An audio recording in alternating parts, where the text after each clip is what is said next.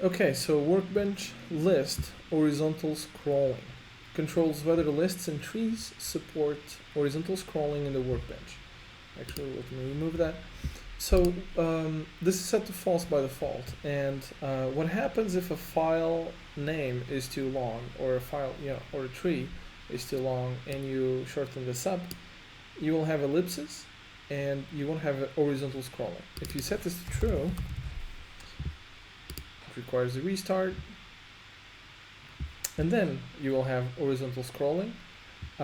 So you will always be able to see the full file name, or a path if you have a really long path, and you just need to keep diving into the folder. Now I don't really enjoy this. I would rather not have horizontal scrolling, and would rather have the ellipses instead.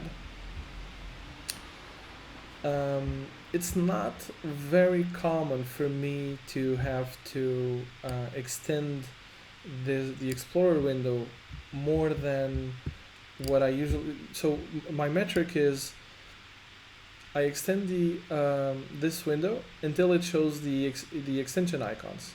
If it shows the extension icons, that's the perfect width for me, right?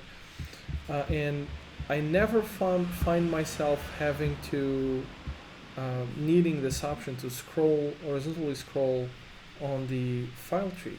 So I'm just leaving this one set to false.